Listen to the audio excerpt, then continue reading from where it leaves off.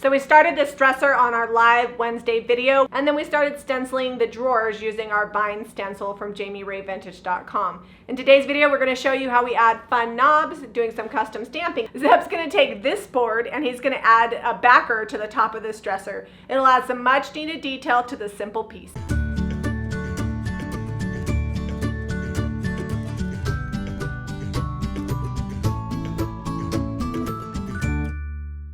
So this is some 1x12 common board pine. I'm just lining it up here and marking where I need to cut. And then I'll cut this down to size so that this fits on the back nice and neat. So 20.5 is my center mark on here. So when I'm doing design like this, I like to use round objects that I already have. This is just a sanding disc and I can see right here my line, so I know when I'm centered on it.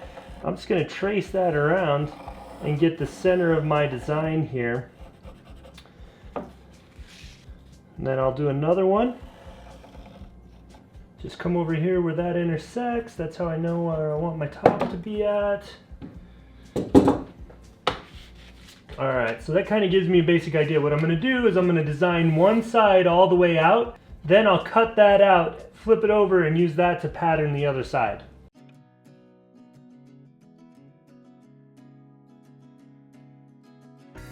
I'm going to cut this side out as neatly as I possibly can. That way I can flip it and use it for a pattern for the other side.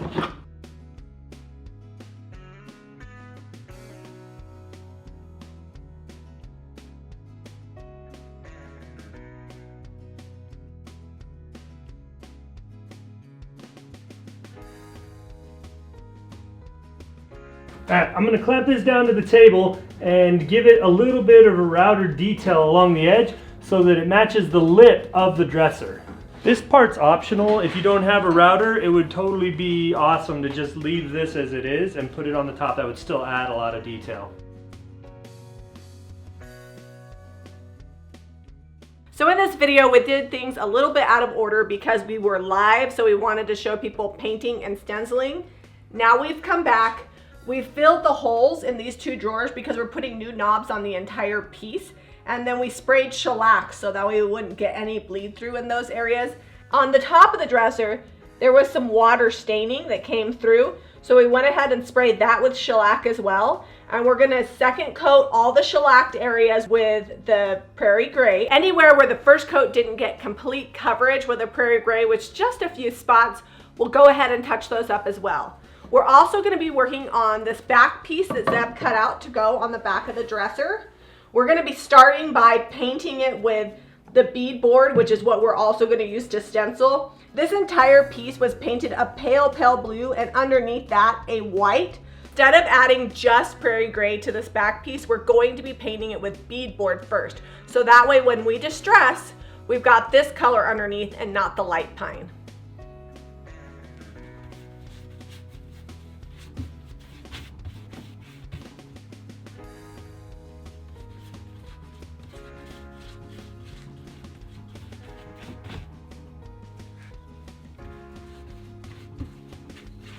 I'm using my Paint Pixie 1 3/4 to get this paint on here. It holds a lot of paint on it, plus it will work on the flat surfaces and in these detailed areas on top.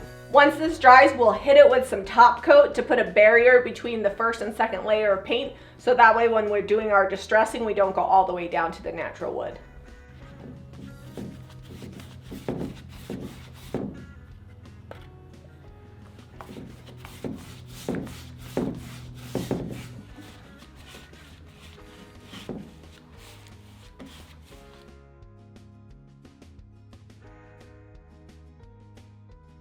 So the next step is we're going to be doing these knobs here. These are IOD knobs.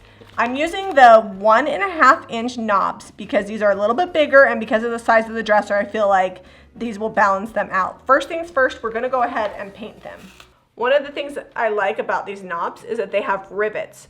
When you want to put the screw in there, it just screws right in, just like traditional knobs that you would pick up from the hardware store or Hobby Lobby. The other detail that I love is this gorgeous routed edge that you're not going to get with traditional wooden knobs. I'm using beadboard to paint these knobs. I want to do a contrasting color to the prairie gray so that way they really pop. Once I get the sides painted, then I'm gonna poke them into my foam so I can paint the tops. It is time to pick a stamp. Jamie said this one or this one. We do this one quite a bit, so I'm gonna go with this wreath and see how this turns out on here. It should be pretty cool.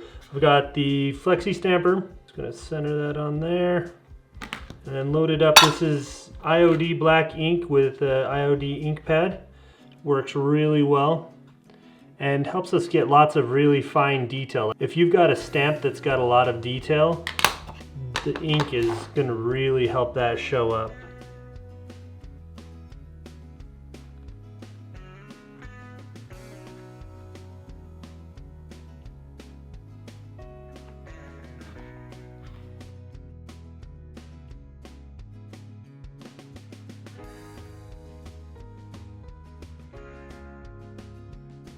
Okay, so I've got my stencil on here. It's centered. My dresser drawer is right at 19 inches on center, so it's centered there. I'm using the Paint Pixie Little C brush. It works amazing for these stencils. I'm also using DIY paint in beadboard. That'll match that color there. And while everything dries up on the other dressers and the knobs and things, I'm going to go ahead and get these stencils on. Then we should be able to distress and seal it, and it'll be all ready to go. The stencil I'm using is the JRV Vine stencil. You can pick that, the paint, and the knobs up at jamirayvintage.com.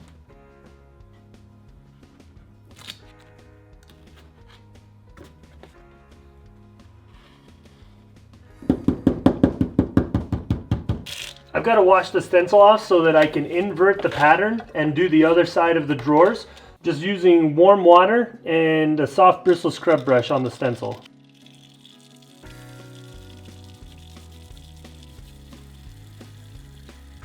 Pat it dry so it doesn't transfer any moisture onto my other side of the paint. You don't really want to drag your cloth over it. You can catch the fine details and bend your stencil.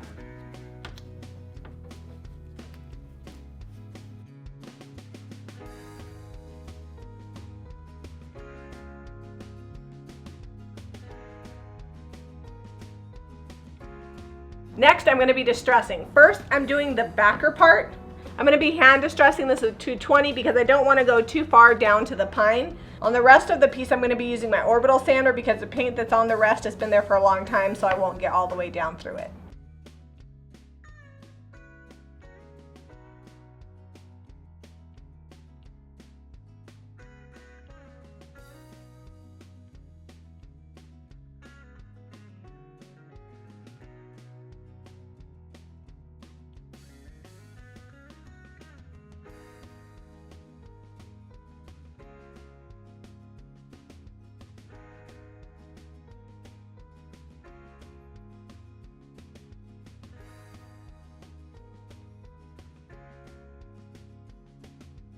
It's time to get the new knobs on here, and since we're only doing one knob, I'm going to cheat and just go right here in between the old knobs and very carefully drill that down through. I don't want to break out the front of the drawer.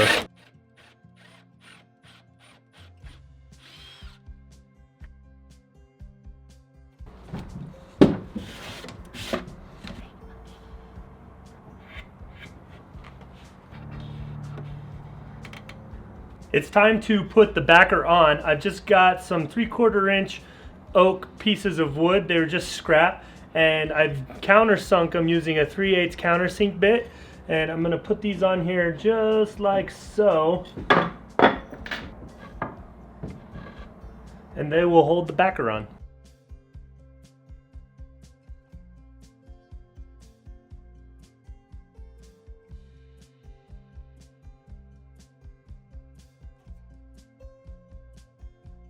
So I'm just going to come in with some DIY white wax all around the edges of the drawer, and then Zeb is going to come back without waiting with the clear wax to kind of mush it around and blend it in.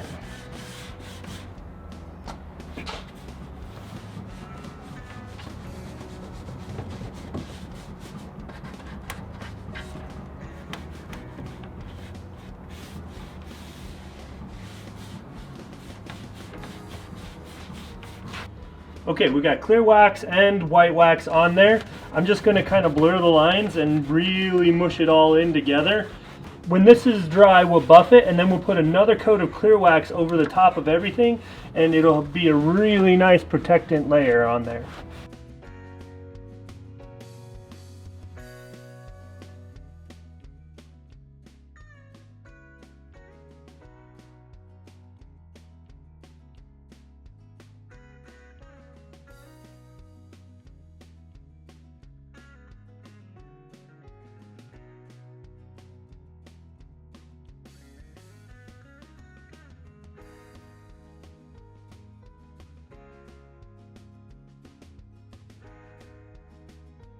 As we continued to paint this, we kept finding things on this dresser. It had so many previous paint jobs that there's a lot of texture on it now. I really like how the white wax highlights the texture, adds some age, and kind of ties the whole piece together. We started out with a very Art Deco dresser. It's got the lines down here on the bottom, just very simple. And by adding a backer, a really cute stencil, and some fun knobs, we gave it a really great farmhouse look. The products we used, you can go to jamirayvintage.com and pick up. We used beadboard, prairie gray, clear wax, white wax, the vine stencil, and then we we also used the 1.5 inch knobs from IOD, the knob topper stamp, the flexi stamper, as well as we used the Paint Pixie brushes and buffer. The dresser is pretty much complete. It still needs buffing. I'm going to use this Paint Pixie buff.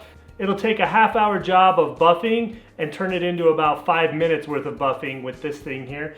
Tomorrow morning we'll put another coat of clear wax on, and then we'll buff that off once that's cured up, and it'll be ready for the shop. Stay tuned for more pictures. If you have friends that love to see thrift store transformation, we'd love it if you'd share this video. Be sure to give us a thumbs up and subscribe to Jami Ray Vintage for more DIY.